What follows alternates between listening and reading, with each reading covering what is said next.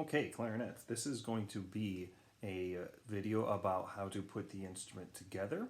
I'm first going to go over each of the parts. This is the reed. So during this whole process, you should have the reed in your mouth. Now when handling the reed, always handle by the base or the rails, which is the sides. The base is the thick part down here, and the rails are the sides over here. The tip is very thin, and if you touch this part of the reed right here, it could crack it. All right, once the reed cracks, it's goner. Okay, so we don't want to crack or chip it. So again, handle from here or here. I'm gonna not have it in my mouth because it's much easier to talk when it's not in my mouth. So you'll keep it here. I'm simply gonna put it to the side. Okay, the next part of the instrument I'm going to talk about is the ligature. This holds the reed onto the mouthpiece, just like so. And the reed will go in here. Now I'm going to go to the actual instrument itself. We have, this is called the barrel. We have the upper mid-joint, which is the smaller mid-joint. And then we have the lower mid-joint, which is the larger of the two. The upper is the smaller, the lower is the larger. These aside. Next, this is called the bell. Ding, ding, ding, ding. It kind of looks like a bell. And that is the very bottom.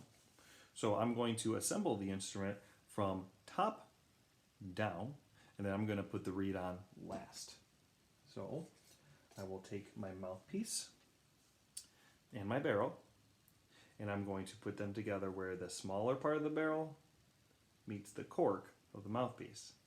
Now typically, if you have cork grease, I was just looking to see if I had any. I actually don't even have any anymore because I don't need it anymore. But cork grease, you'll put just around the cork here.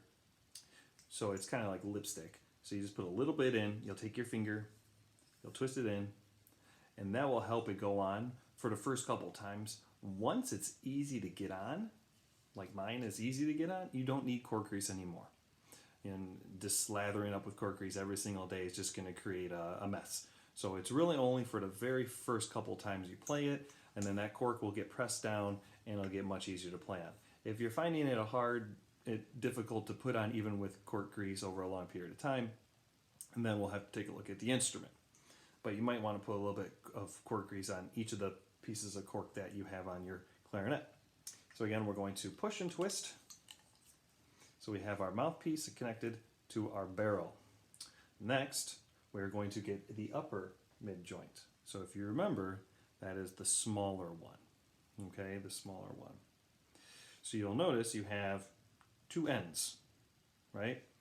So the end that the T key is pointing to up here is where the barrel is going to connect with. So we have a T key, find that T key, tone hole T key, points right to where the barrel goes.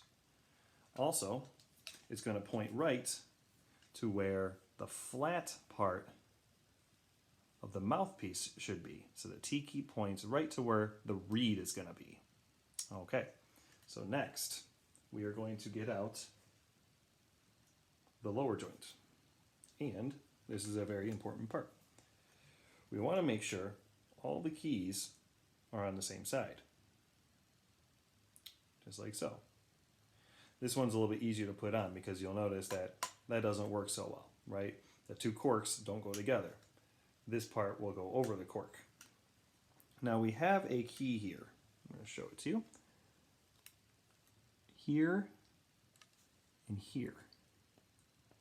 Now, if you simply just push it on, they're going to hit.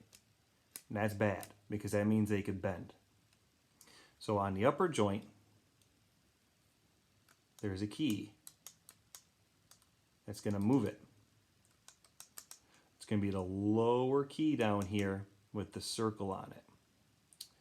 See how it moves? I push it down.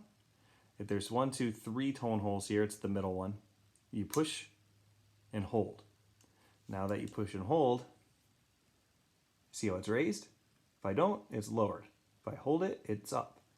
Now, with it raised, those two keys will line up. That's very important. Lining these two keys up so that the upper joint will sit on top of the lower joint here, because the upper joint is actually going to move when the lower joint pushes that key up. This is the lower joint I'm pushing, just like so. Okie doke. All right, so that's going to definitely be something we go over in class. So make sure that you're doing that properly. Otherwise, that can bend and your clarinet can break. You don't want that to happen. So now we'll notice that all the keys are aligned. Okay, finally, the bell will go onto the lower joint. Push and twist, just like so. Whenever you're putting your instrument together, make sure you don't squeeze any area that has keys. Because if you squeeze the area that has keys, you can bend them. And if you bend them, the instrument's not going to work very well. I usually like to put my palm against an area that doesn't have keys and put pressure against the actual base of the clarinet and not the keys. Okay, so this thing, the reed, should have been in your mouth the whole time. But as you can tell, it's hard for me to talk with it in. Okay, so the reed needs to be moist, needs to be saturated for it to vibrate well. And the reason for that is it's actually a species of cane. Almost like tall bamboo shoots. The cane called Arundodonax, they chop down and then they chop it up and then they turn it into this and ship it out, and then they sell it in a store and you buy it and then you play on it. Well, this used to sit in water, and so water would run through the tubes. And so for it to vibrate properly, it needs water in it again. Or our saliva works best. Water actually doesn't work as well. Saliva, for whatever reason, works best. So then, we are going to put the reed on to the mouthpiece. So I have my mouthpiece here, the flat side of the reed. Now normally, you'll see the logo of the reed, Rico or Van Doren and whatnot. That side, the flat side here, is going to go against the flat side of the mouthpiece, just like so. Doesn't go in.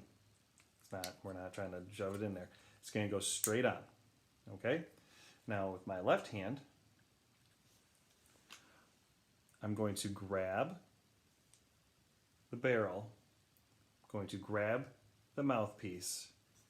My thumb is going to be on the bottom of the reed. It's like so.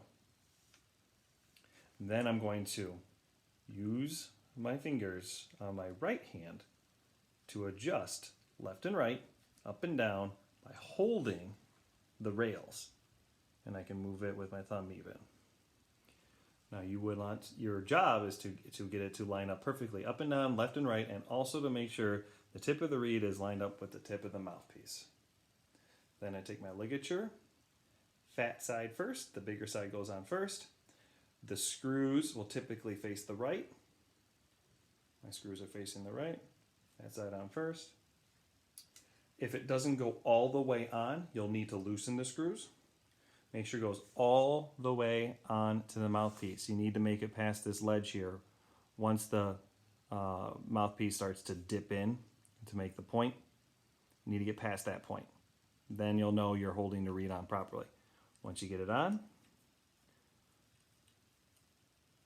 you're going to screw, just like so.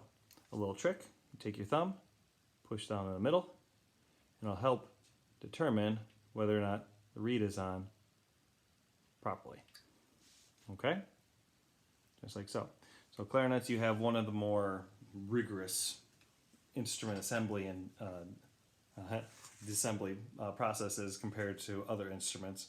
So very important that you're doing this correctly, because we have lots of parts, lots of pieces, things that can actually break if you don't do it properly. The reed can break, the middle joints can break. So you have to make sure you're doing these things correctly. Also, if you're pushing on keys, those things can break. So be very, very careful as you're doing this. Now, to put it away, simply go from the bottom to the top. Pull and twist. Again, putting pressure on somewhere that's not the keys. If you notice here, I'm grabbing around just the barrel part. Get to the barrel and mouthpiece. Pull off. Finally, I'm at the mouthpiece and the reed. Unscrew. Like so. Reed. Back in the mouth. Ligature. Back on. Put it over the case. Like so. That goes in. Then I have my reed case. I usually do this. It clears off any of the extra spit. I might even use my fingers. And when I put this back in, just like so, again, always handling by the base and the sides, never the tip of the reed. That could break. Once that breaks, you're down a couple bucks because you got to get a new reed. Just like so. All right. Final note is when you have your reeds, you should have at least 3, 4, or 5 reeds at a time, and you're going to rotate through them. You should never have one reed, because then once you go to perform, and let's say you break it on accident, as you pull it out, you have no reeds. So you always want to make sure you have a few reeds. Okay, well, that's it. When you're putting your instrument together, make sure that you are being very, very careful. Never give your instrument a bath. If you have one of those cloths and one of the rods, you can clean it out. So you put the rod through one of the pieces, and then you simply pull it on through. So it's pretty simple on that. The instrument is hollow, and the keys are hollow, so it lets a lot of airflow through. So that airflow really helps dry it out and keep it in good condition. So normally I like to keep my cases open, air out every now and then, just to get some airflow in there. But other than that, you don't really need to do too much with the cleaning. This is some regular maintenance, and you'll be out of the repair shop for a long time. Okay, on to the next episode.